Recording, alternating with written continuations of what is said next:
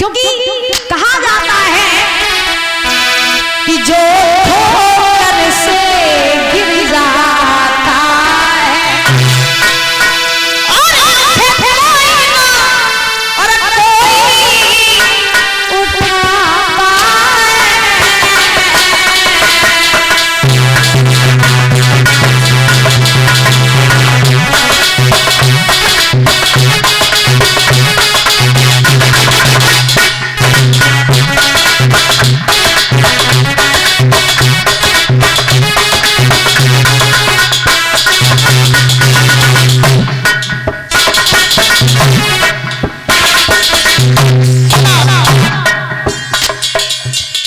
विद्वान बड़े सुंदर शब्दों में कल्पना करते हैं, शब्दों पर गौर करना।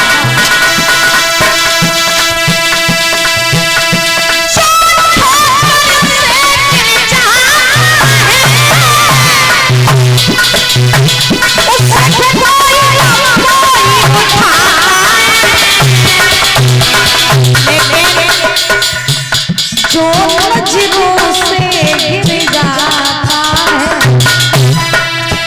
जो नजरों से गिर जाता है, उससे कोई उठा नहीं पाता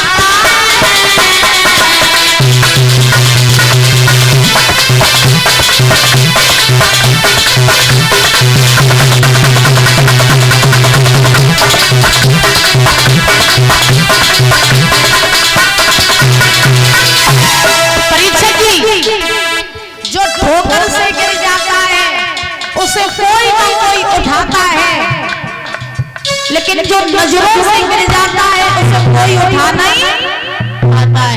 दूसरी बात सुनो,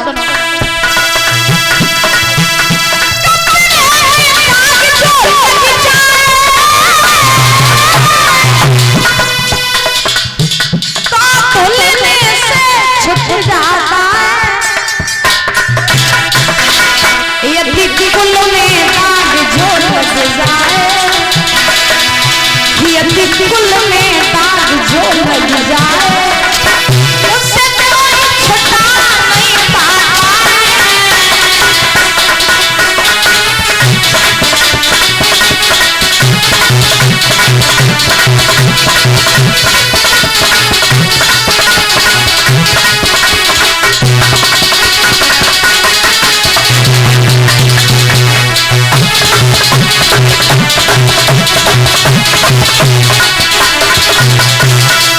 कपड़े में दाग अगर लग जाए तो धोने से छुट जाता है, और कुल में दाग लग जाए तो उसे कोई छुटा नहीं पाता है। इसलिए पैसा जरूरी है कि चरित्र बताओ, जोर के बोलो का आती हो।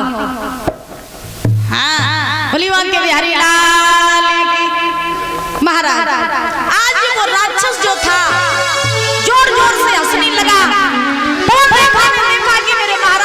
बल्कि ये तो एक राक्षस था और इसने हमारा धर्म नष्ट किया। तो पवन रेखा जो थी वो आज महाराज रोने लगी और उस राक्षस से कहने लगी, हे दुष्ट नालायक पापी, अगर मैं पहले ये जान लेती कि तू एक राक्षस है तो मैं तुझे श्राप दे के भस्म कर देती। तूने मेरा धर्म नष्ट किया है, तूने मुझे कहीं का नहीं छोड़ा। मैं अपने पति के पास जाऊंगी, क्या रोने लगी पवन रेखा।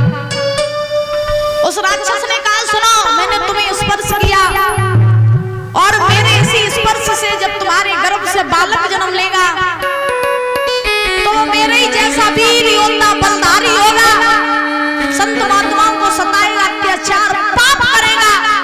लेकिन एक खासियत होगी कि जब वो मारा जाएगा तो उसे मारने के लिए स्वयं भगवान को आना पड़ेगा।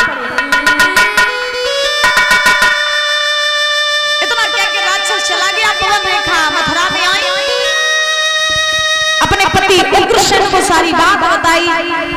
तो उग्रसेन ने पवन रेखा से कहा कि सुनो, जो हुआ उसे कोई बिगाड़ तो नहीं सकता है, लेकिन अब जो होने वाला है उसे भगवान की इच्छा पे छोड़ दो, क्योंकि संसार में परीक्षा की जो भी काम होता है वो अच्छे के लिए होता है।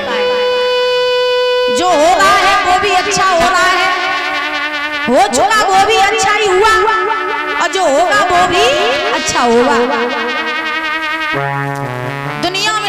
अच्छा होता है। एक दिन एक राजा अपनी सभा में बैठा था, बड़े ध्यान से सुनना। तो राजा की सभा में एक मंत्री रहता था। तो उस मंत्री की आदत थी कि महाराज को हमेशा मंत्री यही कहता रहता था, कोई काम बिगड़ जाए कि महाराज जो हुआ अच्छा हुआ। वो मंत्री हमेशा कहता रहता था कि महाराज जो हुआ अच्छा हुआ, जो हुआ अच्छा हुआ। एक दिन उसी सभा में उसी राजा के लड़के की उंगली कट गई। और परीक्षित जी जब उंगली कटी तो उस समय वो मंत्री वही था। अब जैसे ही उंगली कटी तो लड़का रोने लगा। अब राजा वैद्य को बुला रहा है, परेशान है, राजा भी रो रहा है, उंगली कट गई, रक्त निकल रहा है उंगली में से। तब तक मंत्री ने कहा, चिंता न करो महाराज जी, जो हुआ अच्छा हुआ। अब जो ये बात कही कि जो हुआ अच्छा हुआ, राजा गुस्सा आ गई। राजा ने कहा, अच्छा मेरे लड़के की उंगली कट गई, तुझे अच्छा हुआ सूझ रहा है? सेनापतियों से कहा, इसे पकड़ के ले जाओ, मंत्री को जेल में डाल दो, बंदी बना दो। मेरे लड़के की उंगली कट गई, इसको मजाक सूझ रहा है। सेनापतियों ने मंत्री को पकड़ा और महाराज जेल में डाल दिया। कुछ दिनों बाद वही लड़का जिसकी उंगली कटी थी वो गया जंगल में। और जंगल में जब गया तो जंगल में आदिवासियों ने उसे पकड़ लिया। आदिवासियों ने पकड़ा, उसको पकड़ के ले गए बलि के लिए। लोगों ने कहा, भैया पहले इसको चेक करो पूरा, इसके शरीर को कहीं से कटा फटा तो नहीं। उसके लड़के के शरीर को चेक किया गया तो उसकी थोड़ी सी उंगली कटी हुई निकल आई। महाराज आदिवासियों ने कहा, भैया ये तो पहले से ही खंडित है, इसकी बलि क्या ही चढ़ाएंगे, इसे छोड़ दो। अब वही लड़का भागते हुए राजा के पास आया, बोले पिताजी आज जंगल में कुछ आदिवासियों ने बलि के लिए मुझे पकड़ लिया था, लेकिन उंगली कटी हुई निकल आई तो मुझे छोड़ दिया। राजा के दिमाग में झटका लगो कि मंत्री ने कही थी जो हुआ अच्छा हुआ। अगर वो नेक उंगली न कटी होती तो काम खत्म होता महाराज। हाँ, इसलिए संसार में जो भी काम होता है वो अच्छे के लिए होता है। बोली राधा रानी सरकार की, बोली बंगे बिहारी लाल की, जय जय श्री राधे। महाराज कृष्ण ने पवन रेखा को धैर्य बनाया, धीरे धीरे समय बीता। पवन रेखा ने गर्भ धारण किया। उन्हीं पवन रेखा के गर्भ से एक बालक ने जन्म लिया जिसका नाम पड़ा कंस। का माने दूसरे का अंश, माने अंश दूसरे का अंश, वही कंस। अब कंस धीरे धीरे धीरे धीरे बड़ा हुआ तो संत महात्माओं को सताने लगा, अत्याचार पाप करने लगा।